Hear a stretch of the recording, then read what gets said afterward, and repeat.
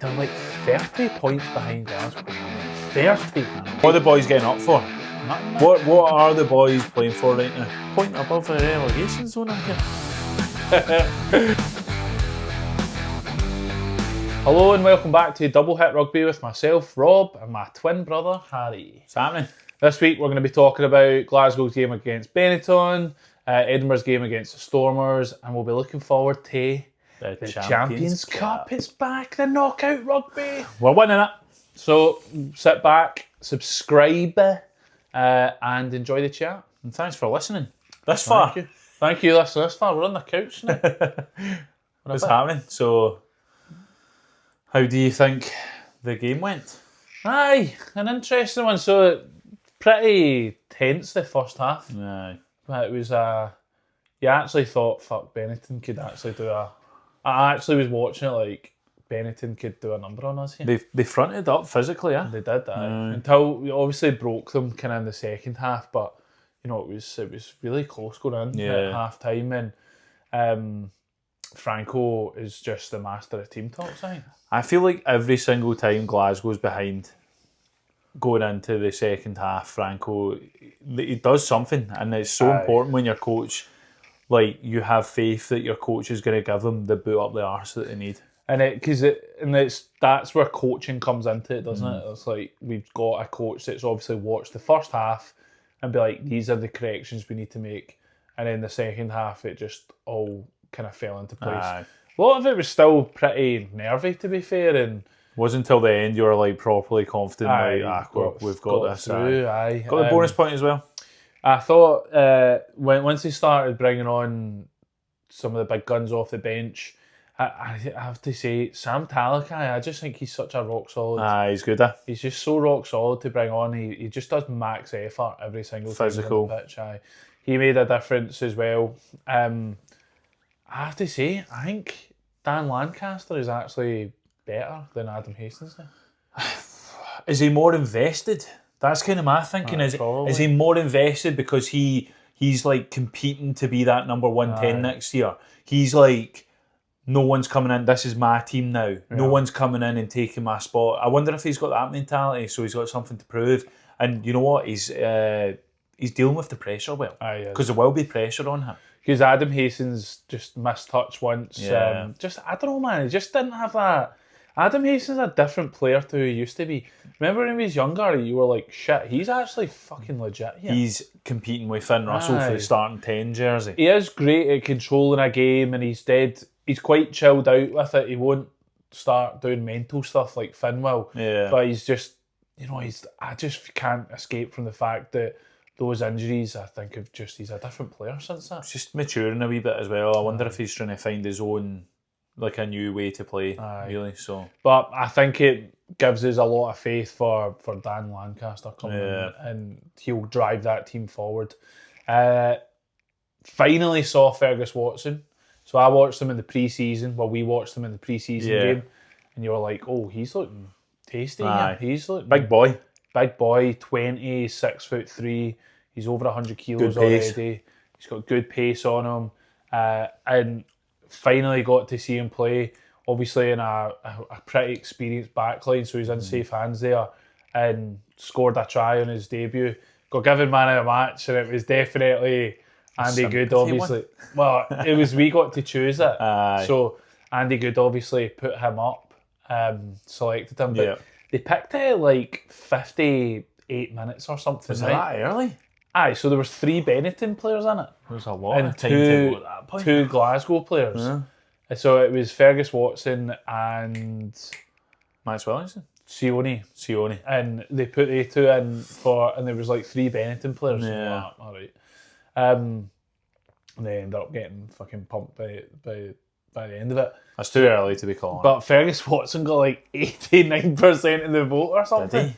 It's just a pure because his debut, give the young boy. Yeah, he got a good try. Every carry he had, he was making meters as well. He made a really good carry to set up the second try or third try. I can't remember. But he carried it straight down through the middle of the pitch, broke like good 5 or 6 tackles. He got to like the 5 metre line or something with it. And he did do really well with it. But my man of the match would have been Max Williamson. He looked awesome, man. Let's hope he can find that form again, man. He looked good. Genuinely looked good. You think he was robbed then? Oh, I said. Pardon the pun. He was robbed. I didn't even clock that. Clocked my own pun. I'm like, robbed? Who's Rob? Who the fuck's Rob? I do. I think Max Williamson should be man of the match. But one of the best sentiments of it before we need to give the nod to Murray Kirkwood, Glasgow's oldest fan. So he was talking about, he was a fan, and I didn't clock his, watched the kind of preview to the match, and he was talking about him being a fan. I didn't clock I didn't gather whether he went to the World War II, came back and was a fan again, but he's been a fan since before World War II. What? And then after. So back then it was west of Scotland, he was saying. How old is he? He's 100 next month. Is he still going to the games? He was at the game on Saturday night. He brought the ball out. Oh, legend! I missed the kickoff. So he brought the ball out, and then you wouldn't have seen it in social. Harry's removed from social. I'm too cool. He's detoxed. They posted a lot of social about he was like lifting the trophy, the Italian shield. We won the Italian shield. He was lifting it with all the players. Like he presented it to them. And they were like, no, come in. So he lifted it with them. I'm like, that is a really class touch. Yeah. So he was a fan before World War II. That's insane. And after. So Glasgow's oldest fan. Bloody brilliant. Cheers to you, Murray.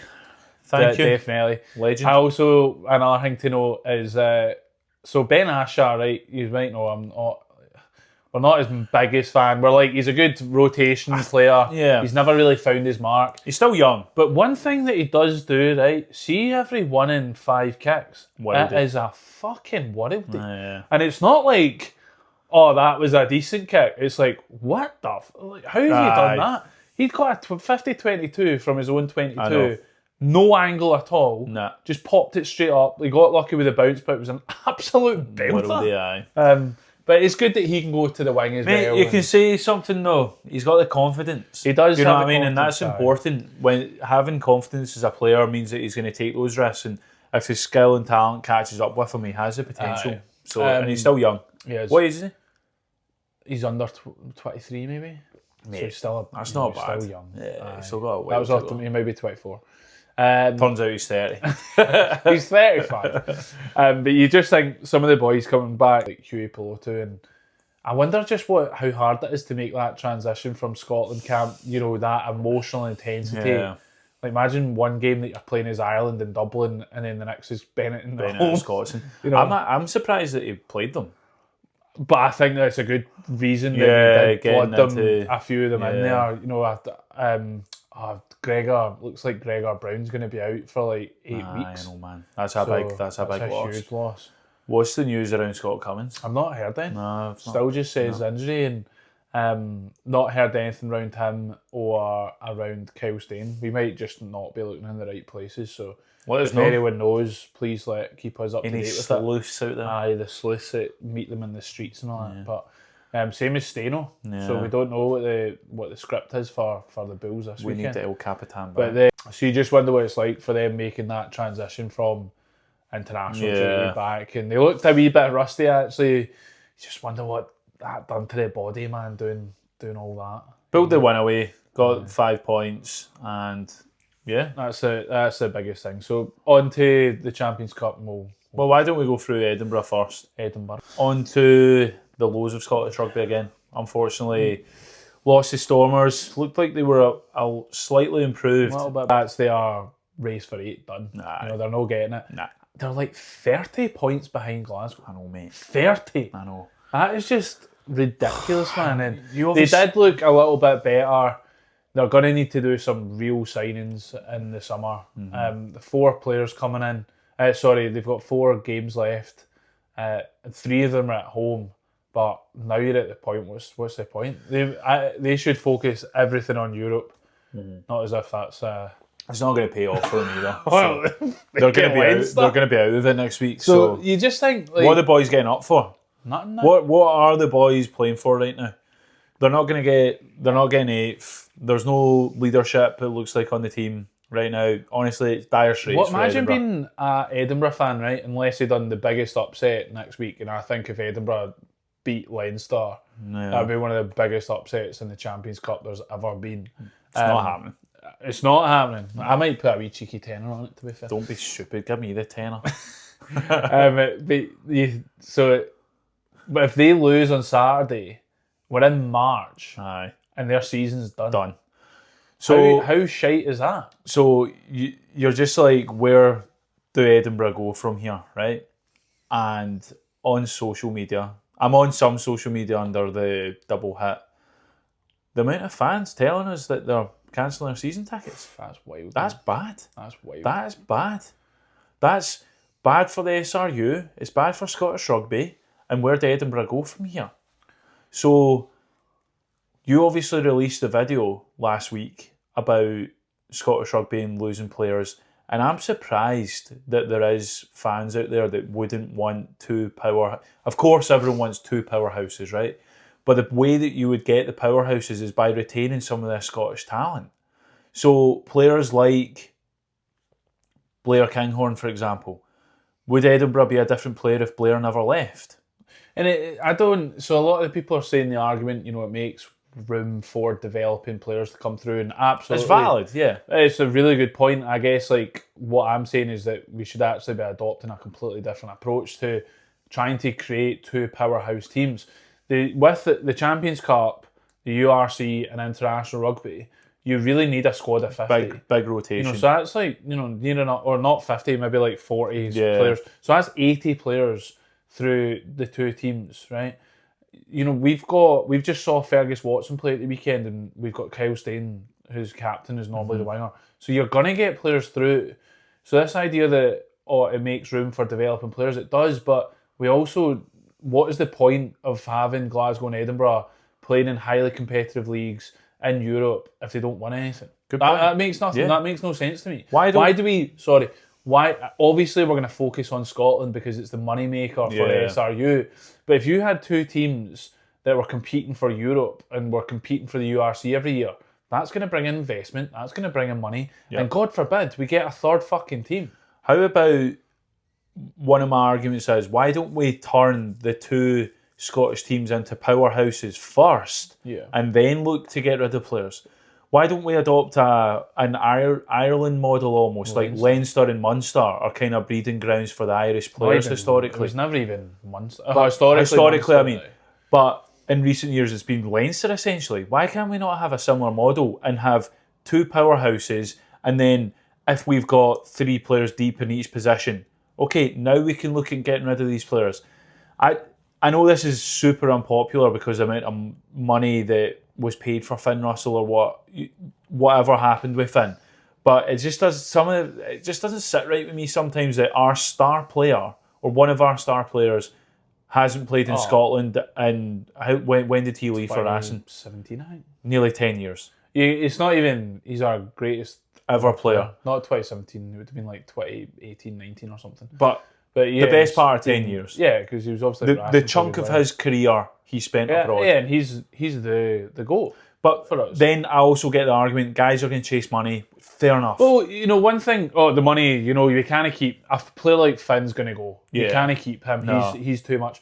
But some people are saying, like, we don't have any 10s. No, there's no Scottish bred 10 right now in the system. So obviously, Irwin's just signed his first pro contract, but we don't have any Scottish 10s. So it's like this argument of like selling it, Adam Hastings leaving. It's like, why couldn't we have kept him? Like, why couldn't we keep Adam Hastings? Personally, I'm like whatever. He's not the greatest. We've got better. Well, we actually don't. Like this is the whole point. No, in Scotland, because in some positions we lack massively. We centres, for instance, right? Who's the standout centres at Edinburgh? Yeah, we don't have any.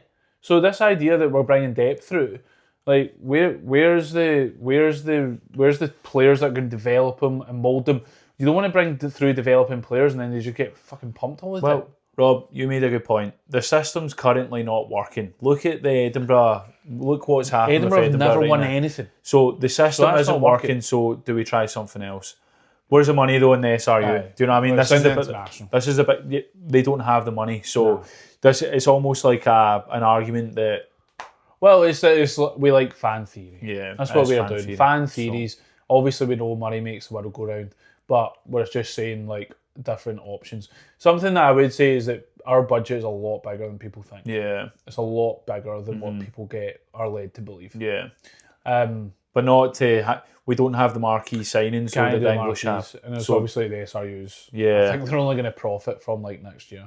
I know, man. So anyway, so moving on to Champions Cup, we've touched on Edinburgh. Is there much to talk about with Edinburgh? It's the same thing. Honestly, they're not. The season's done. Aye, the season's done. I can see them going to Dublin and getting absolutely humped. And it's like we're saying, you know what's mental though, right? See Edinburgh, if they get the full team going and they get them going to Leinster, they might be in with some kind of result. I just don't see when I say a result, that's by losing by 10 points. Aye, I don't see. I see them getting humped. I see them. They're not going to do well. Nah, they're going to get bullied. You're a daffy, man. Right. So, yeah. I can't see it. Leinster are going to go full hog. You know, they're going to put all the players out. Edinburgh are going to go full noise as well. But I think even if the two of them went full noise, it's going to be Leinster by 20. 100%. So, Glasgow. I just think the Bulls haven't been that great this year. The only worry with the Bulls is they have performances that they can show up and play. Well, they've done it last year against us. Exactly. And then that kind of really kick-started their run to get into the final, which they played absolute shite in. Difference is home. We've got home advantage, man. We were at home last year. But Scotland looks like such a fortress right now, man. Especially getting those wins over Toulouse and Leinster. We also smashed them at the start of the season. Yeah, man. But I'm going to be quite arrogant. I think it's a foregone conclusion that we're going to beat the Bulls at the weekend. We've already kind of cleared our diary for the weekend after. So it's pretty much in the bag, and I reckon it'll be too long at home. Too long? And then you got Be Stormers? It's too long at home. Stormers, but... Mate, they didn't look that great again. South Africa. I don't really get what South African angles is. Some like their angle sometimes is. They must be targeting this competition, so they must be going whole hawk. Well, they will at the weekend. They'll send everyone, but it's quite mad. But like you think about the South Africans, and this is why I just do not like the South Africans being in it. So the Stormers come over, right? They play too long. See if they beat too long, then they're like, oh, we're just here for 2 weeks now, and then we go to Glasgow. It's so stupid. It's stupid. It's so stupid. Yeah. Should be a European competition. Does it add value? Yes, to some extent. It allowed them to expand the tournament. But at what cost? At what cost? At what cost? We'll put in a lummy mean so some folk get that. But I honestly think with our path to the final, we can win the Champions Cup. We're well set for a double. Imagine that. It would make the Six. It would pay a lot of. It would put the Demons of the Six Nations to bed. 100%. I'd take any sort of silverware. I mean, that's a good point. What would you rather? URC or Champions Cup? Champions Cup's not as glamorous as what it used to be. Aye, but still a European title. Oh, I mean, it would be. I'm saying the Champions Cup. Aye, our route to the final. Genuinely believe that we can win the Champions Cup. I think so. Well, man. We'll touch wood, but we're playing well. We're looking good right now. So obviously, full noise this weekend for us as well. So Xander will be back. Who's this hooker? Because Johnny Matthews was all right. Seb Stevens went good as well. But I would still say... Mate, Johnny Matthews got fucking bulldozed, man. But then he melted him. Smashed him, man. And he KO'd him, man. Anyway, it was an interesting We've got really good depth at hooker. I like Seb Stevens, man. I reckon it will be Gregor Hiddleston starting. I'd say Gregor Hiddleston starting, Seb Stevens on the bench. I think so. And then, I don't know, I think Nathan Macbeth might be injured. or Rory Sutherland. I would have Rory Sutherland. But then they bring him on quite a lot. So maybe it'll be Rory Sutherland. Yeah. Second rows, I think you got to have Alex Samuel in there. He's on good form. We don't know what's going on with Scott Cummins, so I reckon it will be Samuel Williamson. That's a pretty solid good good second row, especially going up against a South African team. That's exactly I reckon. And Alex Samuel's on form right now, so hopefully he gets in there and absolutely melts a few boys. Back row, Scotland back row. Itself. It'll be Fagerson, Darge. I feel like the rest of the team actually just right themselves. Real shame Jamie Dobie's out as well, man, because that would have just added unbelievable depth for us. Stein as well, if he's not back in, then you're looking at Kyle Rowe in the wing. Kyle Rowe, Ollie Smith, Josh Mackay fullback, Hugh Pilotu. I'm going to say I think Dan Lancaster's going to start. Dan Lancaster should and they'll start. put Adam Hastings on the bench with a 6-2 split with probably Ben Asher. Because he can cover the wing as well. I don't think you've got any option with Jamie. See, when you say it like that, mate, you start to sound quite thin on the ground, man. No, see, when we just went through the team there, you're right, that is actually a wee bit thin. And the Bulls will come with something that we've maybe not seen. They'll come with physicality. We've maybe not seen all season. Franco obviously does that 6-2 split every time, so... see, when you're going through the kind of injuries actually in key positions, there is a wee bit of Jamie concern. Dobie, Kyle Stein. The second row. Like, there's a lot of boys out. Nathan Macbeth is injured. I think he is, So, there's a lot of boys out just now, so it makes the back three, man, is thin. The back three is thin. Ollie Smith is like the perfect 6-2 split player. Yeah. You don't want him starting, you want him on the bench, man. Such a good option because he can play centre, winger and fullback. But then when you could have Adam Hastings, you would have, like, imagine you had Jamie Dobie. It's such a hard one because you start Jamie Dobie. So interesting to see. We've got a bit of lack of depth on it, but hopefully some boys come back. Hopefully we get no bloody injuries against the Bulls. Yeah. And when the Toulon come to town next weekend, I'm going to call it, we'll put a number on them, and then we'll be playing Leinster in the semi-finals. We'll do them, And then we'll go to Bilbao. But is that us? That's us. All sorted. So cheers. Only one thing to two good bits from the Prem this week, man. Talking about the Prem, Jeff Parlin, fucking pushing the pundits from TNT. What was going on there, man? I thought that was cracking. Pure raging. By the way, you probably see I'm in a fighting mood this week because I just made a video on fighting. So if you've not watched it, give it a watch. Jeff Parlin pushing them, man, and telling them to fuck off. Fair play. And then Henry Pollock saying that he's signed for matchmaking instead of match. So he said the previous week that he went and watched the Wales. Who did they play the last game? Italy. And he said that he only knew one rugby player, and he's just signed Henry Pollock. So it must be Henry Pollock that he's known, that he's brought him in. So then you might not like Henry Pollock, but Eddie Hearn now is going to push him as a global brand. Great. It's just like, he's a twat, but people like him and he gets people talking. He's actually good for the game. He's quite mad. I was at the cinema on Saturday and the Peugeot advert was on, and it's DuPont. Yeah. But fucking no one will know who DuPont is. Whereas but they should. He is like the Messi of rugby right now. Yeah. Whereas one of the best reasons Game of Thrones is so good is because Joffrey's in it, and Henry Pollock is rugby's Joffrey right now. Aye. They like a villain, mate. Mate. Something to be said. But also just to be said that England had 3 games on this weekend, all at huge stadiums: Principality, Villa Park, and the Tottenham Stadium. Pretty cool, man. That they get that. And imagine Glasgow when we go to fucking Hampden, you get 22,000, man. I know, man. That's a joke. It's good for Tottenham to get some form of spectacle going on in their stadium because there's not a lot else going on in there, man. Definitely. We're acting as if we're football fans. 1 point above the relegation zone here. Anyway, that's us for this week. So if you've watched this far, let us know what you're having for your dinner. No one's done that yet. Aye, fucking let us know, man. I'm interested. Gives us a subscribe, and yeah, thank you. See you next week. See ya.